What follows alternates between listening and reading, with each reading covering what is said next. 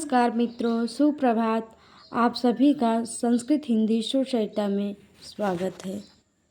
आज हम श्रीमद् भागवत गीता के प्रथम अध्याय का 26 से 41 तक का पाठ करेंगे। आइए देखते हैं।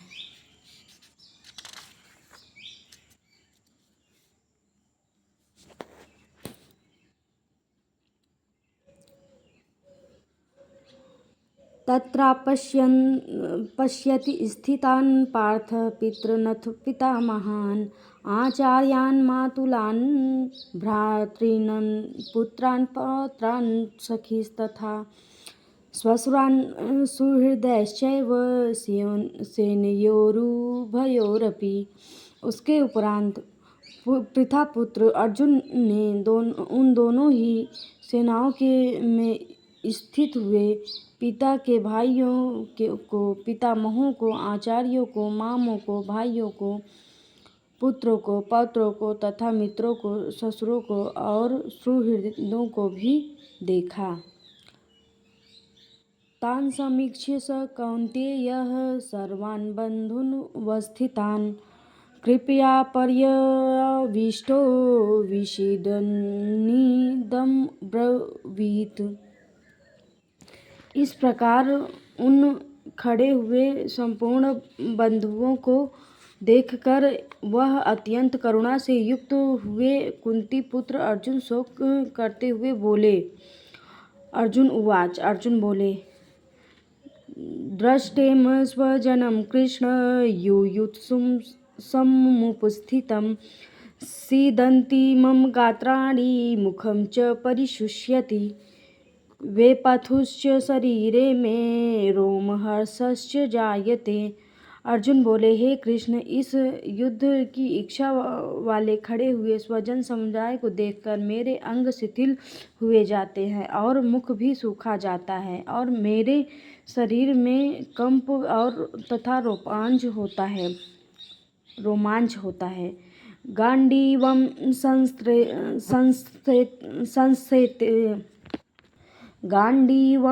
संस्त्रस्ते हस्तात्वकचैव परिदह्यते न च शक्नोम्यवस्थातुं भ्रमतीव च मे मनः। तथा हाथ से गंडीव धनुष गिरता है और त्वचा भी बहुत जलती है तथा मेरा मन भ्रमित सा हो रहा है, इसलिए मैं खड़ा रहने को भी समर्थ नहीं हूँ। निमित्तानि च पश्यामि विपरीतानि केशवः न च श्रेयोऽनुपश्यामि हत्वा स्वजन्माहवे।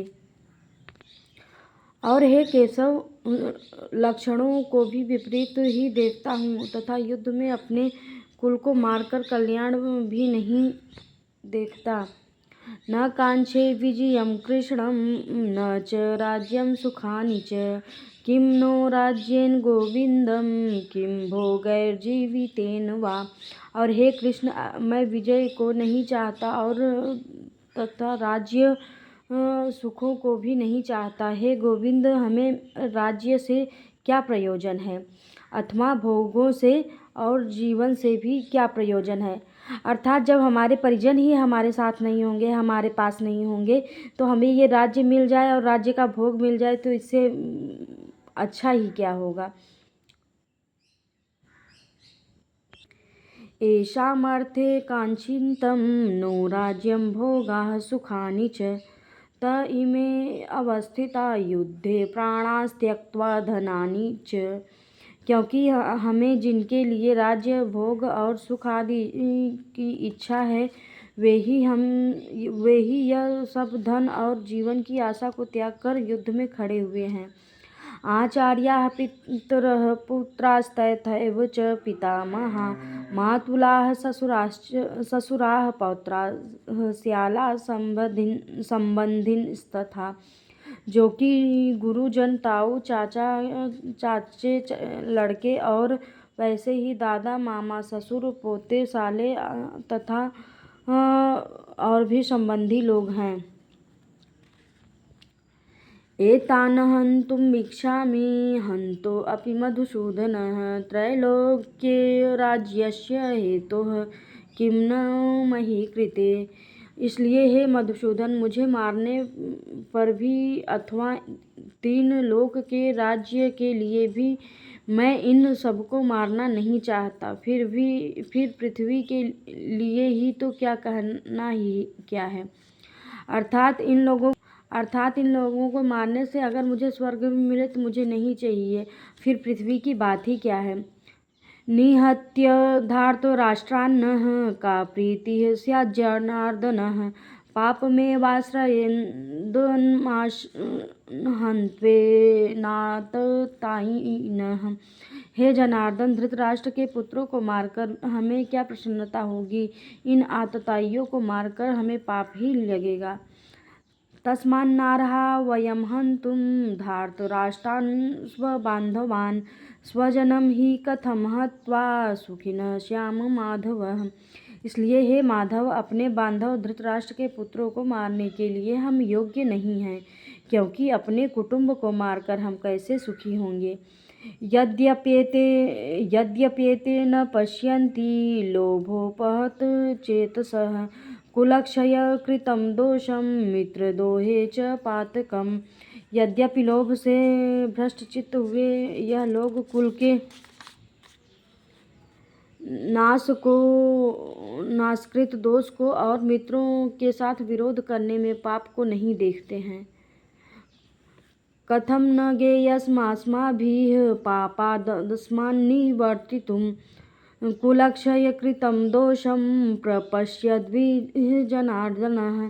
हे जनार्दन, कुल के नाश करने से होते हुए दोष को जानने वाले हम लोगों को इस पाप से छूटने के लिए क्यों विचार नहीं करना चाहिए। कुलक्षये प्रणश्यन्ति कुलधर्माः सनातनाः धर्मे नष्टे कुलं कृतस्न धर्मो भवत्युत। क्योंकि कुल के नाश होने से सनातन कुल धर्म नष्ट हो जाते हैं। धर्म के नाश होने से संपूर्ण कुल को पाप भी बहुत दबा लेता है, अर्थात वह पाप से दब जाता है जो अपने कुल का नाश करता है या धर्म का नाश होता है। तो अधर्माभिभवात् कृष्ण प्रद्युष्यन्ति कुल स्त्रियः स्त्रीषु दुष्टासु वार्ष्णेय जायते वर्णशंकरः। तथा हे कृष्ण, पाप के अधिक बढ़ जाने से कुल की स्त्रियां दूषित हो जाती हैं, और हे वार्ष्णेय, स्त्रियों के दूषित हो जाने पर वर्णशंकर उत्पन्न होता है। इसलिए हमें इस युद्ध से दूर हो जाना चाहिए। अर्जुन ने कृष्ण से ऐसा कहा। इसके बाद द्वितीय अध्याय में देखिएगा कि भगवान श्री कृष्ण अर्जुन जी को क्या उपदेश देते हैं। धन्यवाद।